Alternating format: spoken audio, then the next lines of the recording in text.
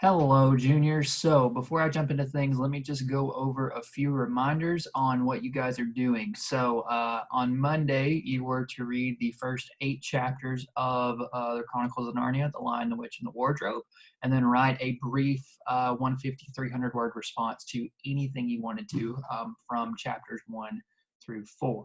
I believe I said 1 through 8. I misspoke. Chapters 1 through 4. You're reading 5 through 8 today. But yeah, so you were supposed to read 1 through 4 on Monday, and then just write a brief little response to that. Some of you have not done that yet, and that is okay because everything isn't due until Friday. But of the 2 that were submitted that I did read, there were some amazing connections that were already drawn, and you guys were, the 2 of you that I did read, you were drawing connections to some biblical stuff, and some of you, or those 2 of you, really made some really strong cases for some stuff regarding salvation and paralleling Lucy with some other biblical characters. And I was like, I've never thought of this stuff before, and I think there's a case for it. And really, that's what you guys are doing. As long as you can make a thorough argument, back it up with support, both from the text and also from outside sources like the Bible, that's amazing, because Lewis did write this thing not only as an allegory, which is just a story that has a layered meaning that references something else, but he also wrote it to just reveal these spiritual truths through the lens of a children's story. And I think that's fascinating. And yes, I do believe that Rowling also does some stuff like that, whereas hers is more subtle because she's more focused on creating a world and telling the stories of characters that live within that world and giving us this awesome battle between good and evil. But Lewis is more concerned with showing virtue through his stories. And so really those are some other things that you guys can look at. And if you want to compare contrast to Rowling's world, if you want to compare contrast the Wizarding World with Narnia, that's awesome. Go for that. These things are free reign on your part, just so you can experience Narnia in your own way. But for today, what you guys are doing is, I will correctly say it now, you are reading chapters 5 through 8. And then afterwards, you are to write one of those 150, 300-word responses to the content of chapters 5 through 8. Now, after you get done with that, there's something that I want you to work on that you haven't previously seen. So if you hop on over to GradeLink, which I'm going to do right now just to show you what I want you to do, you'll see that there is a new link right here that says begin working on Pevensie Analysis Google Doc. All right, and if you click that, that's going to take you over here to this thing. You'll see something just like this. But the first thing that you need to do when you need to get here is, create your own Google Doc. We've been through this before, but, just so you guys can see it one more time, go over here, click on File, go down to make a copy. You get rid of this copy of last name, type your own in there, and then just make sure that you share that new document with me. Okay, but before I go into what you're going to be doing, I just want to talk about something really quickly, and then we'll come back over to this. So I may have already pointed this out in the lecture I did for Monday for you guys in that little intro video, but whereas Rowling reveals a lot of her characters through their actions, but more importantly through the significance of their names in a very subtle way, because we don't really consider to dive into name meanings. That's just more for herself, but there's a lot of craft to how she builds her characters, and we get that development even through characters like Neville, who has that great moment of stopping Hermione, Ron, and Harry from actually going down to protect the stone. And, he ends up winning those points that he wins for that are the ones that win the House Cup, and it's this great moment. And for those of you that know the rest of the story, where Neville's headed in the epic moment that he has much, much later in the story, in the saga of Potter, that I won't go into now. But anyway, Rowling's very concerned with developing every single character. And Lewis is concerned with character development as well, but that's not the focus. We're not supposed to invest into these characters. And you can, and I think that that's a natural thing. Anytime we read literature, is we want to, attach ourselves to characters, and we want to identify with characters, and we want to see ourselves in people. I mean, there's a reason that I love Peter Parker so much, because, he's a nerd like me, and he's awkward, and he's just weird, but he puts on that mask and he's able to be who he wants to be. And I mean, it's acting, and there's a connection there. And I think that that's why I love Spider-Man so much, just outside of the fact that he's the best character in the world, and I will fight you on that if you argue with me.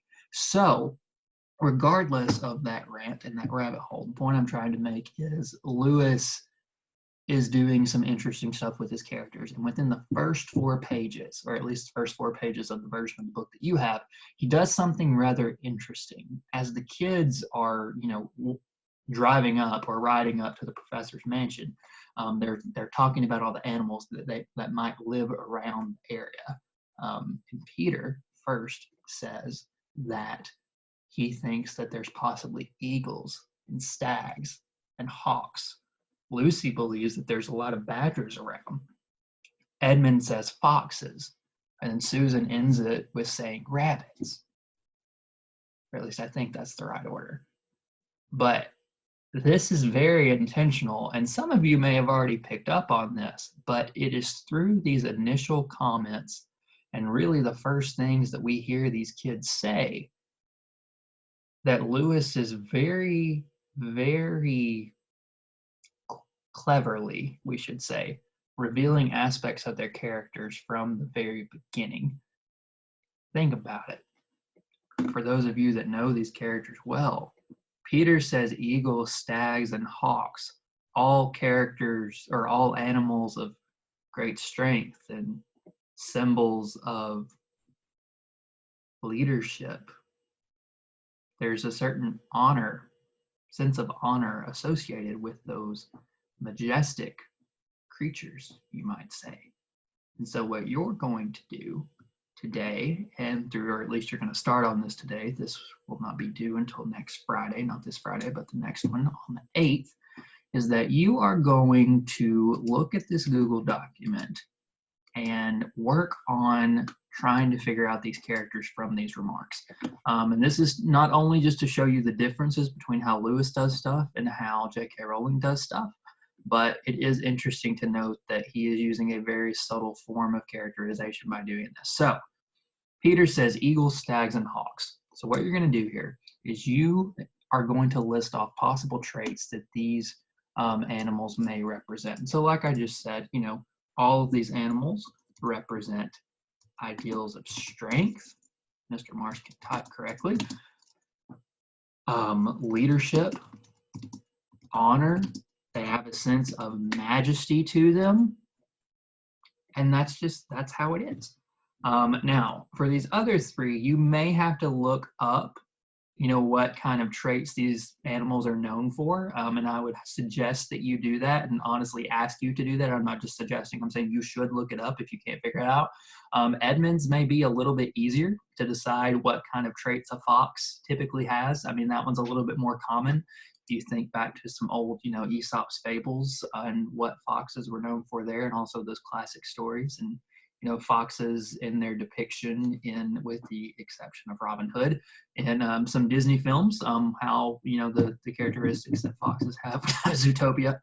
And so just think about that. You can go from there. But basically, all you're doing is you are going to list off some possible traits, and then as you read through the novel, and I explain all of this up here, you guys can read that on your own. You are going to list 4 specific pieces of direct evidence listed out here throughout the entire novel. So I would suggest picking 2 for each character at in those first 8 chapters, and then possibly 2 from the other 9 chapters that follow, with 9 through 17. 8, that's not 9. But anyway, you get the point. So that's basically what you're doing, and that's really what you'll be doing for the rest of the time in addition to your responses. So basically all you would do is you'd put your quote here, and you guys will have this. So, you put your quote there, cite it correctly. Let's just say it's on page 98, except you need to write Lewis first, 98. Actually, don't worry about Lewis. I know that he wrote it. You know that he wrote it. Just put the page number. Just for reference, put your period there, and then underneath that, if you and you can format this however you want to, you'll just write a brief response underneath the quote. And basically in that response, you're responding, you're analyzing, you're evaluating why that quote reveals these particular strengths. And the thing is, as this continues, this is a Google Doc. Everything you write on this can be changed. So if you realize that, oh, it's really not honor that these animals represent, but it's probably something else, just erase it and or delete it and write something else there. But I'm going to leave that there just for reference for you guys. But basically, that's what you're doing. So if you come across something like, oh, this really, for Susan, this is an amazing thing that Susan does here, and this does represent this trait of the rabbits that I found here. So that's really what you're going to be doing, because I just want you guys to be able to draw some closer connections and draw some deeper connections to how Lewis, a different author than Rowling, characterizes people, characterizes his characters in contrast to how Rowling does it, just to show you that children's literature can be just as complex as something like Shakespeare's Macbeth. Which I know you guys loved so much. So yeah, so basically that's what you're doing today. Just to recap, make sure that you read chapters 5 through 8, get that response done. It can be anything you want, so long as it's within those parameters that I've already outlined, and then begin work on this Google Doc that will be due on next Friday, the 8th. But other than that, that's basically it for today. So if you guys have any questions, just let me know, and I will be more than happy to answer. And so happy reading. Hope you guys continue to enjoy Narnia, and just let me know if you got any questions.